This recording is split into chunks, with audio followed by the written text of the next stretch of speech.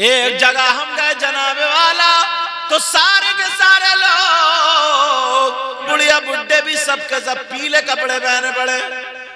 मैंने कहा इन्हें क्या मुसीबत हो गई यार, आज सब पीलिए बने पड़ रहे हैं। पता चला तो हल्दी थी, हल्दी। मैंने कहा देख कब्र में पहुंच तेरी हल्दी निकाल दी जाएगी, इतना मारा जाएगा समझे। और हल्दी में क्या हो रहा, या माइयों, माइयों का मतलब क्या, मेरी बहनें बैठी हैं समझ लें। पहले बताऊं ये तरीका है माइयों बिठालने का, मैं तरीका बताऊंगा। माइयों का मतलब क्या, माइयों समझ रहे हो? हाँ तो जानते, लड़की को शादी से पहले बिठा देते। माइयों का मतलब यह होता है शादी से 5 दिन पहले लड़की को काम काज से रोक दिया जाता, एक जगह बैठो, कहीं बाहर नहीं जाओगे, आराम करो। समझ रहे मेरी बात? क्योंकि तुम्हें कहीं जाना होता तो पहले कपड़ों पे प्रेस करनी होती, कपड़े देखना होते हैं। घर बसाना आसान नहीं है। वो जो लड़की जिसकी शादी होगी वो जा रही है, मालूम है तुम्हें, अपने बाप को छोड़ के जा रही है, माँ को छोड़ के जा रही है, भाई को, और 1-2 दिन के लिए नहीं, जिंदगी भर के लिए छोड़ के जा रही है। जिस घर में पैदा हुई है, जिस घर में वो पड़ी है बली, तुम तो बड़ी आसानी से कोई भी अपनी बीवी पे तमाचे मार देता, थप्पड़ मार देता। मैं कहता हूं कितना बड़ा जालिम इंसान, जालिम इंसान। तुम जरा अपने माँ बाप को, अपने घर को छोड़ो, दहाड़े मार मार कर रोगे। सगा भैया सगे भैया को इतनी दीवार सीधी करने नहीं दे, इतनी दीवार, और वो बेटी पूरा घर छोड़ के जाती है घर इन भैयों की खातिर। और यही भैया जब वो शादी से पलट के आती है 1 साल 2 साल बाद, तो मुंह टेढ़ा करके बोलता है जिस घर में रह रहा है उसके बाप का नहीं है क्या वो, उसकी मां का नहीं है क्या वो क्या घूरे पे से आई है क्या वो, तुम ही सगे निकले। सारी जमीन लड़के जोत रहे, सारे खेत लड़के जोत रहे, सारा घर लड़के बरत रहे। अगर ट्रैक्टर है उन पे कब्जा लड़कों का है, गाड़ी है कब्जा लड़कों का। बेचारी वो रोती हुई रुखसत होती है, रोती हुई। मगर फिर भी अगर अम्मा की अब्बा की अगर तबीयत खराब हो जाए तो ये बराबर वाले कमरे से भैया वापस नहीं आता है, और वो अपने मैके से रोती हुई आ जाती है, माँ को देख लेती है, बाप को देख लेती है। असल में चैनल वाले, सामने चैनल वाले ये क्या करते हैं मालूम ना, खड़ाक से उसी पे फोकस मारते हैं और फिर कैच कर लेते हैं।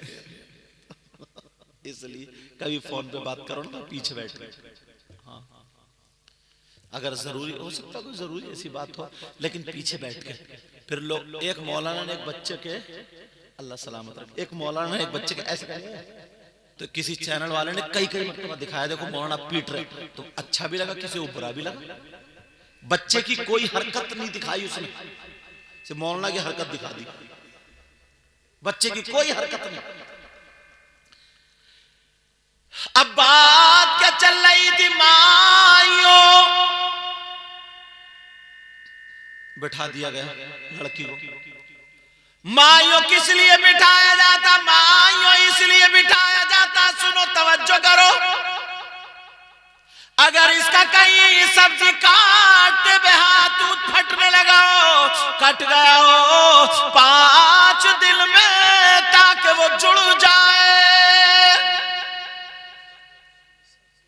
क्योंकि उसे घर बसाना जाकर, उसे घर बसाना जाकर 5 दिन में अगर इस पे कोई नजर हो तो सूरह यासीन पढ़ पढ़ के इसको पानी पिलाया जाए, ताकि इसका दिल मजबूत हो जाए। और यही तक नहीं है, सूरह बकर की शुरू और आखिरी आयत और आयतल कुर्सी और 4 कुल पढ़ पढ़ के दम किए जाए। अगर कोई नजरे बद हो वो खत्म हो जाए, किसी शय का असर हो वो खत्म हो जाए, सारी बुराइयां खत्म हो जाए।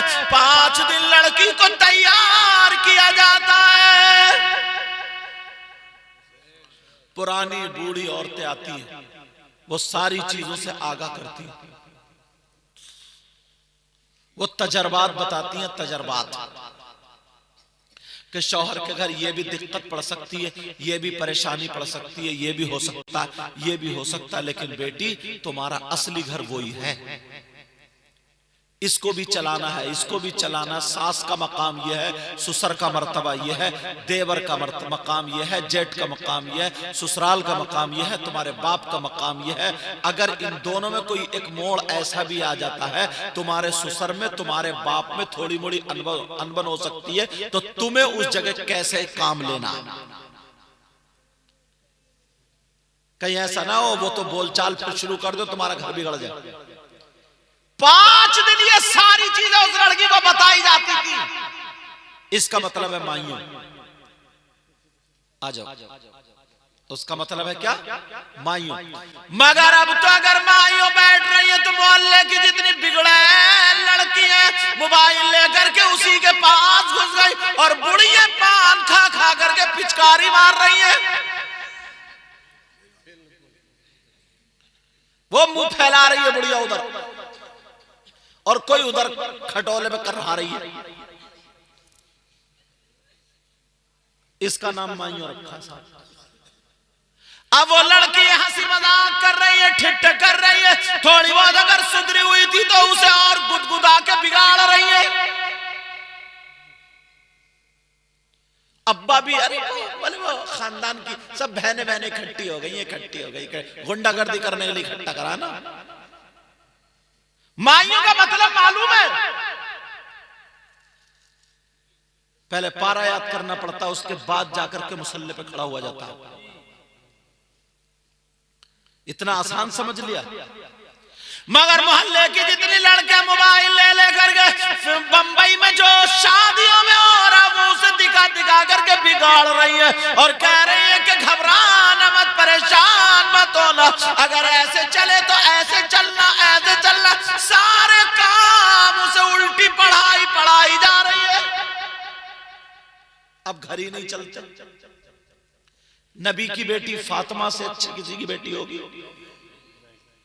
कितना ऊंचा मकाम था, कितना आला मकाम था, कितना अच्छा मकाम था, मगर कहां। समझे बेटा, ख्याल रखो, ख्याल। ऐसे हालात नबी की बेटी से अच्छी किसी की बेटी नहीं हो सकती। जाहिरी तौर पर हजरत अली के घर में क्या था? फातिमा का ये मकाम था, अगर जन्नत से खाना मंगाए तो आ जाए, अगर जन्नत से कपड़े मंगाए तो आ जाए। पूरे उनके बच्चों को झूला झुलाने आया करती थी, फरिश्ते आया करते थे।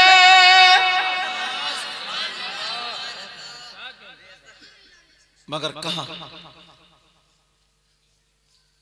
और आज हजरत अली के घर में क्या मिला? 2-2 दिन से भूखी है, 3-3 दिन से भूखी है। वो तो निकल के दूसरे दिन चली जाती, मगर बाप ने ये कहा था बेटी जा तो रही है, अब मुझसे ज्यादा तुझ पर तेरे शौहर अली का हक है।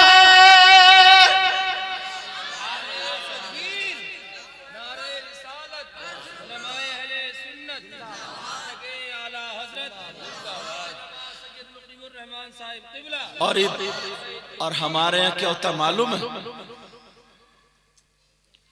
चढ़ा के भेजती हैं, चढ़ा के कहती हैं वो जो तेरी सास है ना बहुत तेज है, तेज, और तेरा ससुर है वो बड़ा नेता बनता, नेता, कब्जे में मत ये किसी के भी। तू अगर जरा भी कोई बात हो ना तो मुझे फोन कर दिए, बस हल्की फुल्की बात हुई, किचन में जाकर कर कुचर पुचर कर दी और अब्बा मोटरसाइकिल लेके हुई खड़ा। इससे ये पूछो कि तूने बेटी का घर बसाने भेजा या जंग करने भेजा? क्यों करी ये शादी? हर घर में थोड़ी मोड़ी होती है यार। सैयदा फातिमा एक दिन नमाज पढ़ रही थी, कब कपाने लगी, नकाती 2 दिन से कुछ खाना खाया नहीं था, उठा नहीं जा रहा था संभल के। मेरे नबी देखने लगे, बैठ गए, नमाज पूरी हो गई। बोली फातिमा, नबी बोले फातिमा क्या बात है, क्या परेशानी है? आंखों में तो आंसू थे मगर शौहर की शिकायत नहीं की। एक अब्बा मुझे भूख परेशान करती है। मेरे नबी ने हाथ उठा कर दुआ कर दी। फातिमा कहती है कि मैं 7 दिन भी भूखी रही तो फिर मुझे भूख ने कभी परेशान नहीं किया। ये आलम। अपने यहां लड़की को इतना बिगाड़ दिया जाता, इतना भर दिया जाता, इतना चढ़ा दिया जाता, अब वो घर बसाने नहीं जा रही। जहन में वही खुराफात चल रही। कभी बड़ी बहन फोन करेगी, कभी छोटी बहन फोन करेगी कि क्या हुआ, तुझसे कोई बोल लिया या नहीं बोल लिया, तेरा शौहर कैसा है, तेरा देवर कैसा है, यूं कैसा। पूरी इंक्वायरी चल रही है, बिगाड़ के रख दिया। हर घर में थोड़ी सी अनबन होती है, हर घर में। एक दिन हजरत अली रज़ी अल्लाह ताला और सैयदा फातिमा में अनबन हो गई, मगर अनबन भी ना तुम्हारी वाली नहीं थी, वो उन्हीं की थी। तुम्हारी वाली अनबन होती है तो माँ की गाली, बहन की गाली, नानी की गाली, दादी की गाली, पूरे शजरे को गाली, और बात इतना बदतमीज है, लठ फेर देता, लठ कमर तोड़ देता, कमर तोड़, इतना मारता बीवी को इतना। मगर मेरी बहन भी बात इतनी बिगड़ी हुई है, जब तक महीने में इसकी सर्विस ना हो जाए ना, ये भी ढंग से चलती नहीं है। कह रहे हैं सही बात है, लग रहा है ये भी सर्विस करते होंगे। ले ये कह रहे हैं सुभान अल्लाह, मतलब ये पता ही नहीं है कहाँ सुभान अल्लाह कहना, कहाँ नहीं। ये सर्विस पे सुभान अल्लाह कहना है। एक गांव में आरिफ भाई नए नए सदर साहब बने, मुनाजिर भाई तो याद होंगे, नए नए सदर साहब बने थे। अब उन्हें सदर साहब को कुछ मालूमात नहीं थी ज्यादा, तो लोगों ने कहा ना कि तुम, बोले मैं सदर हूं, बोले हाँ, बोले क्या करना, बोले बस तुम सुभान अल्लाह कहते रहियो, सुभान अल्लाह, बोले ठीक है। अब उन्हें आगे बिठा दिया सदर साहब को। अब मौलाना साहब तकरीर कर रहे थे, तकरीर करते करते मौत की बयान आ गई। बोले फुला साहब की अम्मा का इंतकाल हो गया। सदर साहब 10 का नोट दे के बोले सुभान अल्लाह। पता इस सदर का क्या होगा? जरा सोचने की बात है, गौर करने की बात। हजरत अली और सैयदा फातिमा में थोड़ी सी अनबन हो गई। थोड़ी सी बात फातिमा को ये लगी, अली ऐसे नहीं कहते, ठीक है। अली उधर बैठे, फातिमा इधर बैठी। अब सैयदा फातिमा ने थोड़ा छेड़ना चाहा। मियां बीबी आई, हजरत अली बैठे थे, फातिमा खांसी, अली ने देखा ही नहीं, ऐसे कर बोले अस्सलाम वालेकुम। हजरत अली ने जवाब दिया वालेकुम सलाम, मगर नजरें नीचे ही रखी। फिर फातिमा बोली अस्सलाम वालेकुम। हजरत अली बोले वालेकुम सलाम। फिर तीसरी मर्तबा फातिमा बोली अस्सलाम वालेकुम।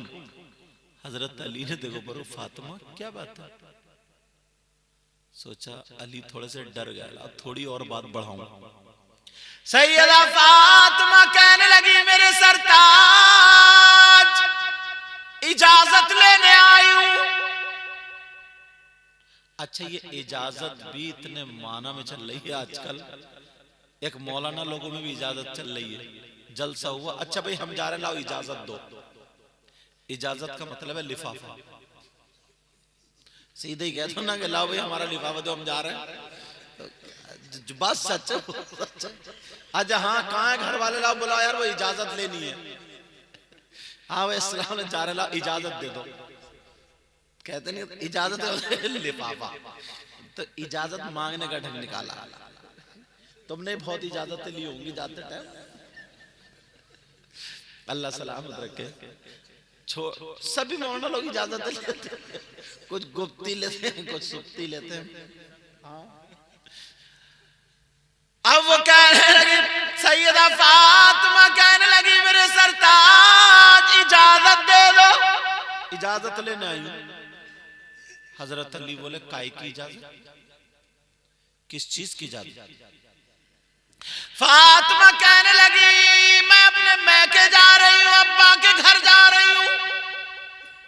किस चीज की इजाजत लेना आई? हजरत अली बोले फातिमा क्यों क्यों जा रही? फातिमा ने और बात बढ़ाई थोड़ी सी, कहा मैं आपकी शिकायत करने अपने मैके जा रही हूं। अरे अब यहां से रुख बदल गया, शिकायत करने जा रहे। हजरत अली बोले फातिमा मेरे आका से तुम इजाजत, मेरे आका से मेरी शिकायत करने जा रही हो? नबी तक अगर मेरी शिकायत पहुंची तो मैं तो खत्म हो जाऊंगा। हजरत अली रोने लगे, इतना रोए आंखों में से आंसू निकल के दाढ़ी में निकल के यहां का पैराहन भीग गया। अब हजरत अली रो करके कह रहे फातिमा जाओ, तुम्हें इजाजत है, जाओ चली जाओ, मेरी शिकायत कर देना, चली जाओ, मगर जाने से पहले मेरे लिए दुआ कर जाओ। जब तुम नबी के पास पहुंचो और मेरी शिकायत पहुंचे उससे पहले पहले अली का इंतकाल हो जाए। अब फातिमा भी कांप गई, मैं तो बात हंसी में कर रही थी, सीरियस हो गई, बात सीरियस हो गई। कभी कभी ऐसा होता है ना, मियां बीवी में हंसी की बात चलती है, बढ़ते बढ़ते बढ़ते बढ़ते सीरियस भी हो जाती है अरे ना कोई बात ना कुछ, कोई ना कोई, उधर से उसने उल्टी कह दी तो हमें बुरी लग गई, हमने कुछ उल्टी कह दी तो वो तो उल्टी चल पड़ी। और वैसे भी बीवियां ज्यादातर उल्टी चलती हैं। अरे बोलते क्यों नहीं, ज्यादातर बीवियां उल्टी चलती हैं, सीधी तो बहुत कम चल, उल्टी अगर समझाओ तो सीधी चलेगी।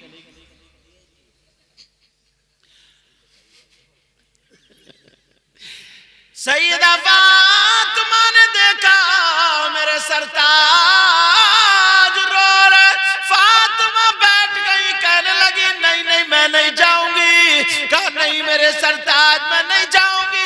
हजरत अली कहने लगे फातिमा जाओ और मेरे लिए दुआ कर दो। फातिमा ने अपना आंचल उठाया और दुआ कर दी, ऐ अल्लाह मेरे अली की उम्र और इज्जत में बरकतें अता फरमा दे। बीबियां दुआएं करती अपने शौहर के लिए, दुआएं क्या करेंगे जब मैं कभी नहीं करती अपने शौहर के लिए? पूरा महीना सड़ा हुआ मुंह लिए हुए घूमती रहेगी, और जहां कोई शादी आएगी, ब्याह आएगी, तो ब्याह आएगा तो फौरन साबुन पे को भागेगी और पता नहीं कौन कौन सा क्रीम पाउडर, मार्केट को जाएगी तो क्रीम पाउडर, यहां तक के इतनी आगे बढ़ गई अगर मैयत में भी जा रही है, मोटरसाइकिल स्टार्ट है, कह रहे रुक जाओ थोड़ी सी रह गई थोड़ी सी रह गई है। ऐसा हाल है, ऐसा हाल। अगर मैयत में भी जा रही और इतने बुरे हालात है, इतने बुरे के मत पूछो। पता चला ना एक साहब का जब इंतकाल हुआ, सुनने की बात है, तो वो खेत पे थे, तो उन्होंने लड़के को भेजा, जाओ कह दो कि खालू का इंतकाल हो गया। ये नहीं सुनाऊंगा, बहुत वायरल हो गई, खालू मर गए, ये बहुत चल रही, इसको छोड़ दो। मोटरसाइकिल पे स्टार्ट होकर आती, बुरखा ओढ़े पड़ी है मगर चोंच लाल जरूर करेगी, और मैयत में जा रही है। अच्छा नहीं है ऐसा, कह रहे बस 1 मिनट रुक जाओ, 1 मिनट रुक जाओ, 1 मिनट रुक जाओ, 1 मिनट, धड़ाधड़ चल रही, धड़ाधड़। लेकिन जरा सुनो सैयदा फातिमा, ऐ अल्लाह मेरे अली की उम्र और इज्जत में बरकतें अता फरमा दे।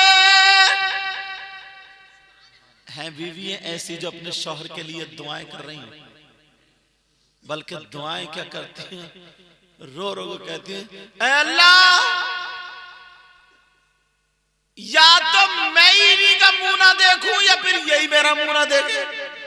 मतलब या तो ये फिनिश या फिर आई एम फिनिश, यही तो मतलब है। या तो ये फिनिश या फिर मैं फिनिश। इशारा नहीं देखा तुमने? समझ रहे मेरी बात? अब ये दुआ ये बद्दुआ।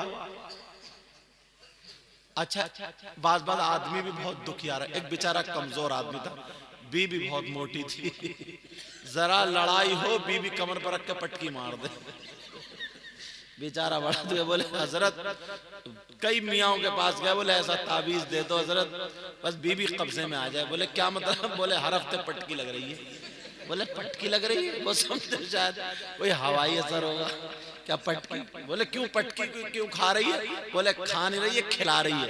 अगर कुछ बोलो उसको एक ही दाव याद है, पकड़े कमर पर रख के मार दे बड़ा। यही था तो वो तो अच्छा हुआ, वरना उसे मियाँ को पता नहीं चला, वरना कब्जे के चक्कर छोड़ो बचता मियाँ भी नहीं। ऐसे हालात, इतना कमजोर था, इतना न सोचा ना क्या करूं। आ जाओ, पूरे हिंदुस्तान की ठंडी नहीं लग रही आज, जर्सी पहन के, ठंड का मौसम भी है। तो अब उधर जो है ना वो करे था, बोले या अल्लाह या तो तुम मुझे उठा ले या फिर इसे उठा ले। ये कहने वाला तो बोले या अल्लाह या तो मुझे उठा ले या फिर बीवी बोली या फिर, तो बोला या फिर भी मुझे उठा ले। मतलब दोनों तरफ से खुद ही है, अपने हालात संभालो। सैयदा फातिमा कहने लगी मेरे सरताज नहीं, मैं नहीं जा सकती। हजरत अली कहने लगे फातिमा तुम्हें जाना होगा, तुम्हें जाना होगा, तुम्हें जाना होगा। सैयदा फातिमा शौहर का कहना जरूर मानती, रोती हुई जा रही है, दरवाजे पर पहुंच गई, रो के कहने लगी मेरे सरताज मुझे बुला लो। अली घर में रोते हुए रह गए, फातिमा चलती चली जा रही है। उधर मेरे नबी को पता चला बेटी अपनी दामाद की शिकायत करने आ रही है, मेरी बेटी दामाद की शिकायत करने आ रही है। मेरे नबी ने दरवाजा बंद कर लिया। ओ लोगों तुम अपनी लड़कियों को गलत शय देते हो कि फोन कर दिए मैं आ जाऊंगा, दबिए मत मैं हूं तेरे पीछे से। उधर मेरे नबी को देखो दरवाजा बंद कर लिया है। किसी की बेटी ऐसी अब गई, फातिमा रोती हुई जा रही है, उधर हजरत अली रो रहे हैं। फातिमा दरवाजे पे पहुंची तो दरवाजा बंद, अब नबी अंदर। और ये बेटी वो है मालूम है, जब फातिमा आती थी ना तो नबी अपनी फातिमा के लिए खड़े हो जाते थे, खड़े। पूरी दुनिया आका के लिए खड़ी और आका फातिमा के लिए। एक मर्तबा फातिमा को देखा, देख के मुस्कुराने लगे। फातिमा बोले अब्बा जान मुझे देख के मुस्कुरा क्यों रहे? कहा बेटी मैंने जन्नत की हूरें देखी है, मगर मेरी इस फातिमा का जवाब एक भी नहीं। एक दिन सीने से लगा के बोले बेटी पूरी दुनिया को सुकून तुम्हारे बाबा से मिलता है और तुम्हारे बाबा को सुकून उनकी बेटी फातिमा से मिलता है। उस बेटी के लिए दरवाजा बंद। सैयदा फातिमा दरवाजे पर पहुंच गई, दरवाजा बंद, धकिया, दरवाजा नहीं खुला। क्या बात? दरवाजा खटखटाया, कहा अब्बा जान दरवाजा खोलिए। नबी नहीं बोले। दोबारा फिर कहा अब्बा जान दरवाजा खोलिए। तीसरी मर्तबा फिर कहा, अंदर से आवाज आई। नबी ने फरमाया कौन है दरवाजे पर? यार नबी फरमाते मेरी बेटी फातिमा जिस गली से गुजर जाए, कुछ देर के बाद मैं जाऊं ना तो वहां की हवा सूंघ के बता देता हूं मेरी फातिमा इधर से गुजरी है। आहट से नबी बता देते, और आज आवाज नहीं पहचान रहे क्या?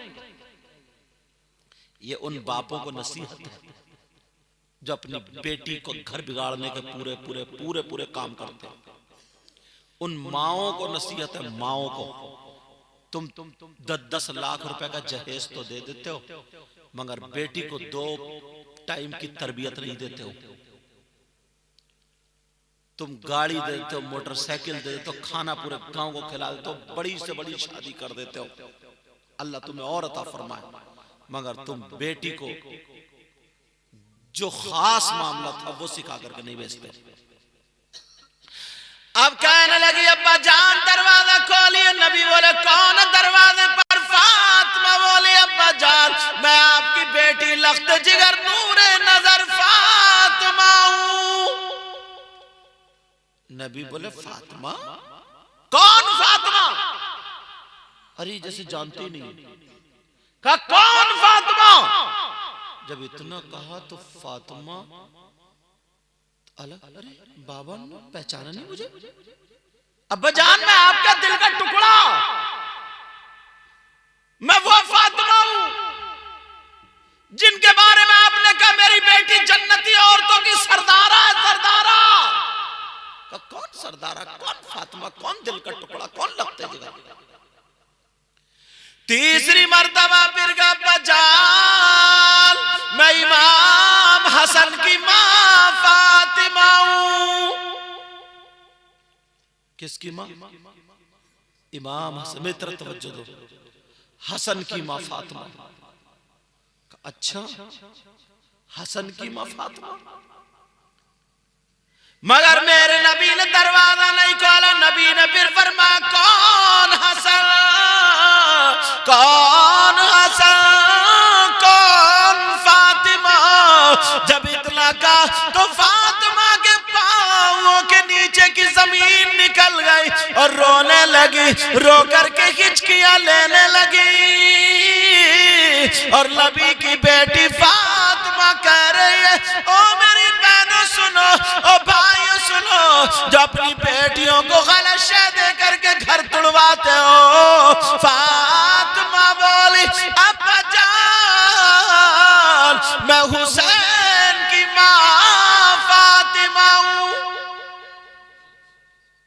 नबी बोले कौन हुसैन, कौन फातिमा? मेरे नबी जुमे के दिन खुतबा पढ़ रहे थे, हुसैन आए हुजरे से गिर गए। नबी ने खुतबा रोक दिया, जाकर के हुसैन को उठाया। और आज कह रहे हैं कौन हुसैन? संभल के बैठो बेटा, इधर आओ, पीछे हजरत के पीछे, इधर आओ हजरत, आवाज बस अदब सीखो। कौन हुसैन? तवज्जो रखो जरा मेरी तरफ। मेरे नबी नमाज पढ़ रहे, हुसैन सजदे में, नबी सजदे में, हुसैन पीठ पे आकर के बैठ गए। नबी ने सजदे को लंबा कर दिया, सजदे से सर नहीं उठाया। इतना ख्याल अपने नवासे का। आज कह रहा कौन हुसैन? बहुत बड़ी बात है, बहुत बड़ा सबक।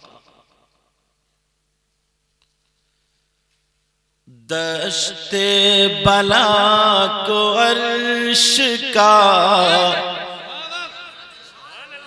ना ना, तुम तो बैठे रहो। तुम सुभान अल्लाह क्यों कहोगे? तुम तो आराम से ऐसे बैठे रहो जैसे आरिफ भाई बैठे आराम। तुम सुभान अल्लाह क्यों? सुभान अल्लाह भी मैं ही कहूंगा, नात भी मैं ही पढ़ूंगा, तकरीर भी मैं ही, और बाद में इजाजत भी मैं ही लूंगा। तुम समझ में आया तो ऐसे कर दियो। अरे बोलते क्यों नहीं सुभान अल्लाह? अब भी लगा नहीं लगा?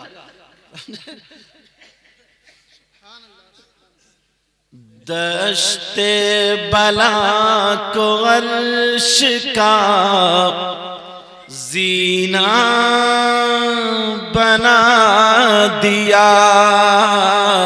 बोलो या हुसैन, या हुसैन। बचपन में आरिफ भाई बहुत अच्छी नात पढ़ते थे। अच्छा माशाल्लाह। ये दो तीन ही लोग थे अंजुमन में जो पढ़ते थे, आरिफ भाई और इलियास, समझे? अब पता नहीं अब भी पढ़ रहे हो या?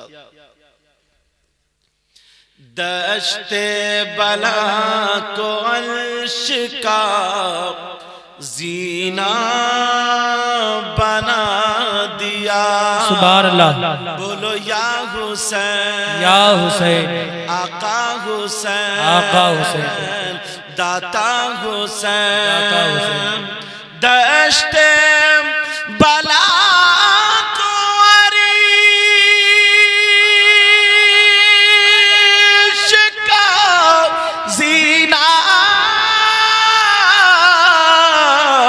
बना और जंगल को मुस्तफा का मदीना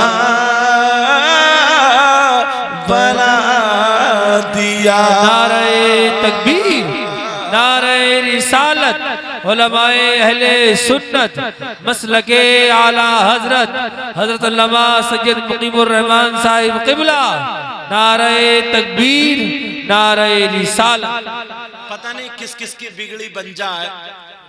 वाकई मैं सोया नहीं हूँ तकरीर करके और भागा चला। 4 घंटे हजरत फ्लाइट लेट हो गई, मगर ये इनके साथ भाई की और उनके बहनोई साहब की और हजरत इन लोगों की दुआएं थी जो मैं आ गया। मैंने कार उनसे जोए में मंगा ली, वहीं उतर के और वुजू बना के साफा पहन कर ऐसे ही चला, समझे। तो आप कहोगे या हुसैन बोलोगे? या हुसैन। क्या बोलोगे? या हुसैन। दश्ते बला को अर्श का जीना बना दिया। बोलो या हुसैन।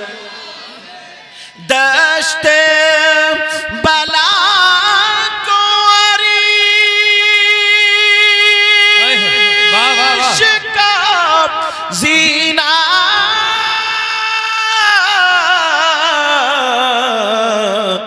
बना दिया। और तुमने और जंगल को मुस्तफा का मदीना बना दिया। ये नारा लगा, ये लगा।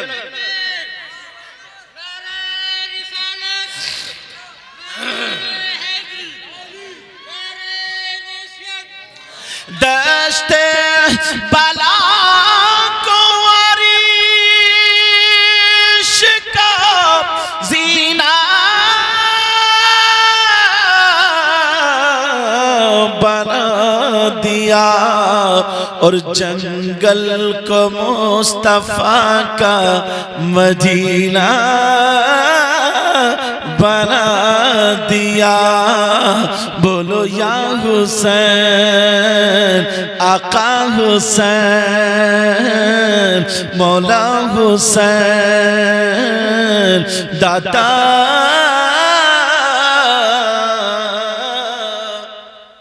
हुसैन। एक शेर और पढ़ो आरिफ भाई। इरशाद तो चले गए बेटा। अच्छा वो ये वाला इरशाद मुलाहिजा फरमाए।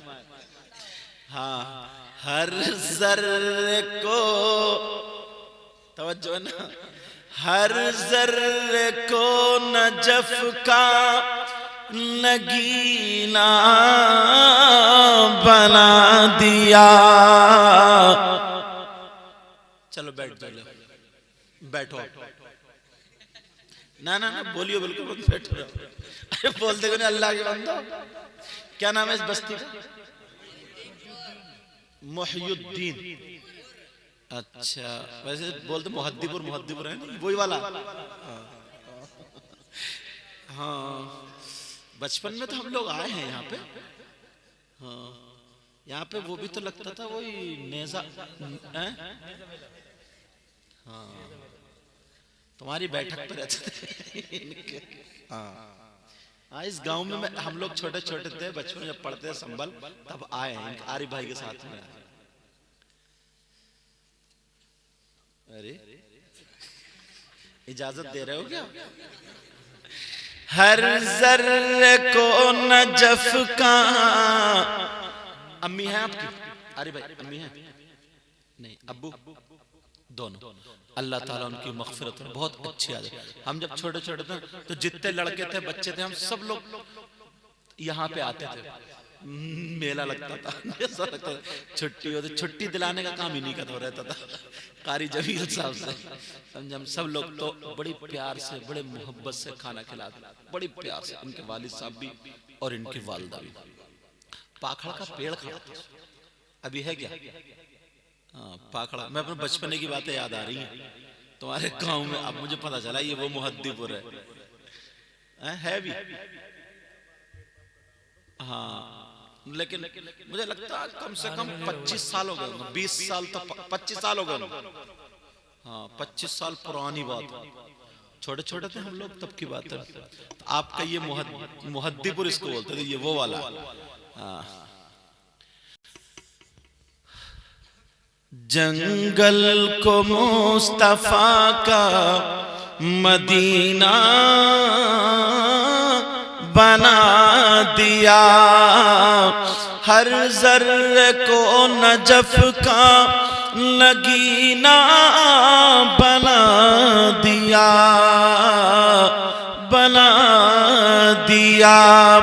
हर जर्रे को नजफी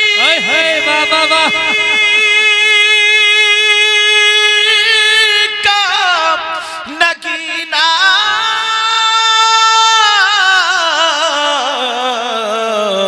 बना दिया। और तुमने हुसैन,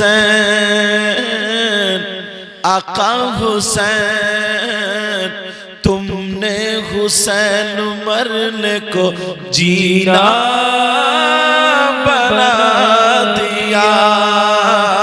बोलो या हुसैन, आका हुसैन, तुमने हुसैन मरने को जीना बना दिया।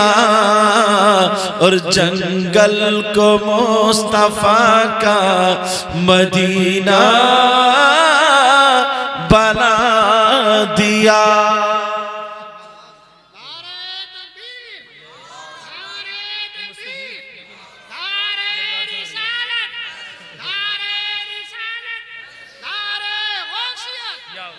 सैयदा फातिमा दरवाजे पर खड़ी और खड़े होकर के कह रही है, अब्बा जान मैं हुसैन की माँ फातिमा हूं। का कौन हुसैन कौन फातिमा? अब नबी ने दरवाजा नहीं खोला। फातिमा फिर कहने लगी, अब्बा जान मैं आपकी बीबी खदीजतुल कुबरा की बेटी फातिमा हूं। नबी कहने लगे, कौन खदीजा कौन फातिमा? अब आखिर में फातिमा इतना रोई हिचकियां बन जाती है। ओ मेरी बहनों सुनो, अगर तुम्हारी ससुराल में कुछ अनबन हो जाए तो अपने बाप से शिकायत नहीं, अपने शौहर की इज्जत का भरम रखो, घर चलाओ घर चलाओ। अब तुम्हारे बाप का तुम्हारा घर नहीं है, तुम्हारे शौहर का तुम्हारा घर है। अब जरा सुनो, फातिमा दरवाजे पर खड़े होकर के रो रही है। हसन का वास्ता दिया, हुसैन का वास्ता दिया, अपना भी बताया। नबी बोले, कौन असल कौन हुसैन? अब आखिर में फातिमा कहने लगी, ओम कहने लगी, अब्बा जान दरवाजा खोलिए, मैं अली की बीबी फातिमा हूं। नबी ने फरमाया, अगर अली की बीबी फातिमा हो तो पहले जाकर के अली से माफी मांगो, बाद में बाबा का दरवाजा खुलेगा। नारे तकबीर, नारे रिसालत, उलमाए अहले सुन्नत, मसलके आला हजरत फैजाने सादात इकराम अल्लामा सैयद मुकीमुर रहमान साहिब क़िबला, नारे तकबीर। यार मेरे नबी अपनी बेटी को कैसी तरबियत दी है, और फिर मेरे नबी ऐसे ही मेरे नबी को हजरत आमना ने पाला, हजरत हलीमा ने दूध पिलाया। इजाजत है, शेर सुनो। इसलिए हलीमा हम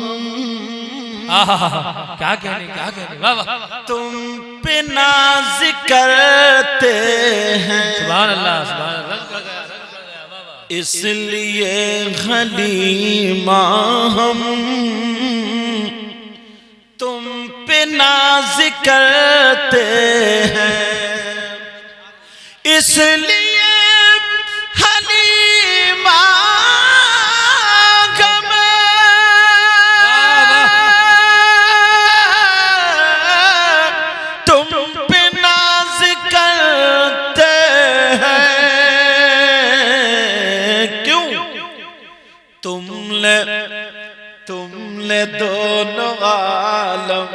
के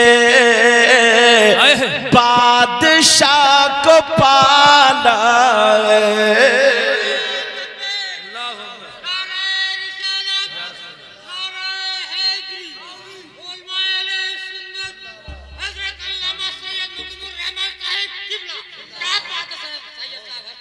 अरे आपकी भी क्या बात है सर, जवाब नहीं है। अरे माशा, पूरे गांव में अकेले ही बंदे ने बहारें पैदा कर दी। ये ओ अहमद रजा के नाना है, ये उनके वालिद साहब। वो लड़का भी हमसे बड़ी मोहब्बत करता है, परियावली मोहम्मद साद, उसने अपने यहाँ बुलाया था। अभी भी उन्हीं के जरिए दावत, मुझे क्या पता है हमारा पुराना गांव निकलेगा। सबसे पहले इनकी शादी तुमने दोनों आलम के बादशाह को पाला है। अगर नारा लगाओगे ना तो एक पलट मारता हूं शेर के। नारा अभी नहीं, बाद में लगाई, पहले पलट सुनो। हाँ। इसलिए हलीमा हम तुम पे नाज करते क्यों, तुमने, तुम्हारा मैक भी बड़ा लाजवाब है यार, अच्छा वाकई बहुत प्यारा बोला। अच्छा बोला। कहाँ कहाँ सैफ कचरा, अच्छा सैफ का सराय, मैं समझा सैफ कचरा। हाँ हाँ सैफ का सराय, सैफ आया वाकई। जबकि मैं बहुत थका हुआ हूं, बता नहीं सकता मैं, मगर तुम्हारा मैक क्लियर चल गया। इसलिए हलीमा हम तुम पे नाज करते हैं, तुमने दोनों आलम के बादशाह को पाला है। पलट सुनो। ज़ाहिरन हलीमा ने मुस्तफा को पाला था। ज़ाहिरन ज़ाहिरन हलीमा ने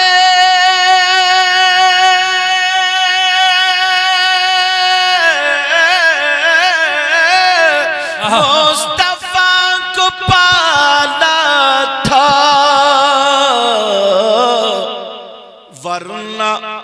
वरना खुद हलीमा को मुस्तफा ने पाला है। अल्लाह तबारक व तआला इरशाद फरमाता, इन्ना आतैनाकल कौसर, ऐ महबूब हमने आपको खैर कसीर अता फरमाया। अब आता देखो, फसल्लि लिरब्बिका, अपने रब के लिए नमाज पढ़ो। ज्यादा छोटा पड़ेगा, तवज्जो रखो मेरी तरफ। फसल्लि लिरब्बिका, अपने रब के लिए नमाज पढ़ो। वनहर, और कुर्बानी करो। इस कुर्बानी में अकीका भी आ जाता है। कुरान की दूसरी आयत, यअमलू आल दाऊद शुक्रा, सुभान अल्लाह। ऐ दाऊद के घर वालों, अल्लाह का शुक्र अदा करो जानवर ज़बह करके। समझ रहे हैं मेरी बात? ये शुक्रिया। अब बात नहीं बेटा, आराम से। अच्छा, ये अहमद रजा, अल्लाह ताला बरकत अता फरमाए। अब ये हुआ अकीका। अगर लड़का है तो उसके 2 हिस्से, और लड़की है तो उसका 1 हिस्सा। हिस्सा क्या है ये बता दो। अगर बकरा करेंगे तो लड़के के लिए 2 बकरे और लड़की के लिए 1 बकरी। अगर इतना नहीं है, 1 भी अगर कर दो तब भी कुर्बानी हो जाएगी, तब भी अकीका हो जाएगा, कुर्बानी नहीं अकीका। समझ रहे मेरी बात? मगर जो तरीका वो बता दूं, अल्लाह के रसूल सल्लल्लाहु ताला अलैहि वसल्लम इरशाद फरमाते हैं, कुल्लु गुलाम रहीलतुन बिअक़ीक़तिही।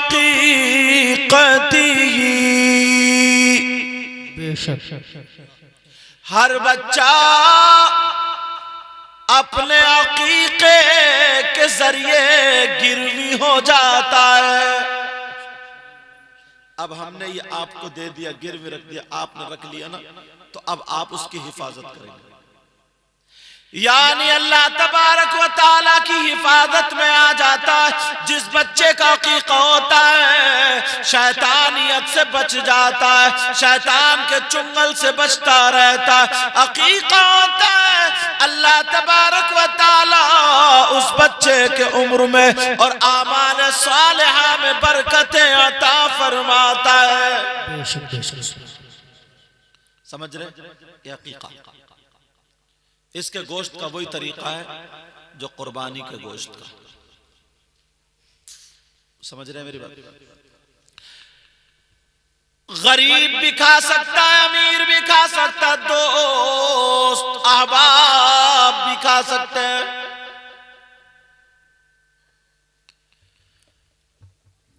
अकीका बच्चे को बुराइयों से बचाता है। वाक़िफ़ फरमाते हैं वतुज़बहु अन्हु यौम साबिग़िही, और 7वें दिन उस बच्चे के नाम से जानवर ज़बा किया जाए, उसका नाम अकीका है। बाकी उम्र में कभी भी कर सकते हैं। मेरे नबी ने भी हसन और हुसैन का किया, नबी ने भी हसन और हुसैन का अकीका 7वें दिन किया था। 7वें दिन। ये तो हो गया अकीका। और कई कई होती है बर्थडे, जिसको क्या बोलते हैं बर्थडे। बड़े एकदम बर्थडे का मतलब ये अगर 1 साल का बच्चा हो जाए तो अब ये पहली बर्थडे, 2 साल का हो जाए तो फिर बर्थडे, 3 साल का हो जाए तो बर्थडे। इसका मतलब ये होता है। मगर बर्थडे को लोगों ने बिगाड़ लिया। जरा तवज्जो करो, तुम्हारे यहाँ तो मुझे मालूम नहीं मगर अक्सर के यहाँ ऐसा होता है। अब किसी की बेटी का अगर बर्थडे या लड़के का बर्थडे तो उसमें शैतानियत शुरू हो जाती है। एक कैमरे वाले को बुलाया जाता है, 5-5, 4-4 हजार रुपए में वो कैमरे वाला बहन बेटियों के फोटो खींच रहा है। लड़कियां उसके सामने फोटो खिंचवा रही हैं, बहुएं सामने खिंचवा रही हैं। जी लड़कियों को छोड़ो, अधेड़ उम्र की कत्था चूना लगा के वो भी वीडियो वाले के सामने खड़ी है, बस ताकि फोटो आ जाए। एक कमरा सजा लिया, ऐसे फुकरे लगा लिए, रिबन लगा लिए, सब कर लिया, हो गया बर्थडे। समझे? और कई कई और आगे बढ़ गए। अब केक लाया गया, उस पे लिख दिया गया और केक के साथ में चुरी दे दी, उस बच्चे से कटवाई जा रही है। बुढ़िया बूढ़े, बुढ़िया बुढ़े भी हाथ में हाथ डाल करके अब कूले मटका रहे, नाच रहे और हैप्पी बर्थडे गा रहे हैं, नाच रहे। इसका नाम बर्थडे रखा है। दिखा दोगे कोई सी किताब में? सब यहूदियों के तरीके। हाँ मैं बताऊं इस्लामी तरीका क्या है, अगर इजाजत हो तो बता दूं, क्योंकि ये मौका ऐसा है ना, बहुत वैसी तकरीर नहीं की जाएगी आज कि साहब तुम हदीस सुनाओ, तुम्हें यूं करो, ऐसा करो, वैसा करो। जितना अल्लाह मुझे तौफीक देगा कोशिश करूंगा कि इसी इस्लाह पर बोलने की कोशिश करूं, इन बातों पर कभी कभी मौका आता।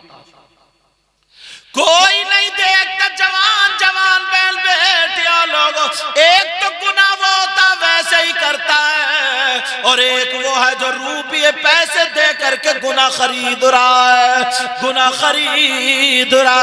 अब फोटो खिंच रहे हैं, दादी अम्मा भी दांत चिलका रही है और दादा अब्बा भी मुस्कुरा रहे हैं, पैसे पड़े पड़े कमर में दर्द हो रहा, मगर एक के भी समझ में नहीं आ रहा इस्लामी तरीका क्या है। लोग सुनो, अगर बर्थडे करना है तो मैं बताता हूं, कम से कम 11 मिस्कीनों की, गरीबों की दावत कर दो, अच्छा अच्छा खाना बनाओ, मदरसे के बच्चों को बुला करके कुरान खानी कराओ, इमाम साहब को बुला करके या अच्छे आलिम रब्बानी को बुला करके फातिहा पढ़वा करके उस बच्ची या बच्चे की उम्र के लिए, अच्छाइयों के लिए दुआ करा लो, अल्लाह ताला उसकी उम्र में बरकतें अता फरमाए, ये दुआ करा दो।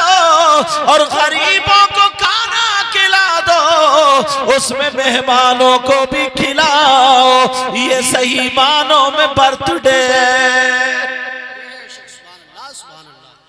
मगर लोग कहां, लोग नहीं देखते, असली चीज को नहीं देख पाते। बताओ कितनी खुराफातें होती।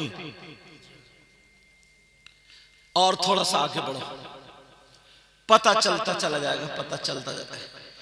एक ये निकला, अगर इन छोटी छोटी चीजों से ना खर्च बचाओगे तो तुम्हारे पास अच्छे खासे पैसे बच जाएंगे, मगर काफी खर्च करते हो। अगर खर्च करो तो ऐसा करो ना, बच्चों के काम में आ जाए।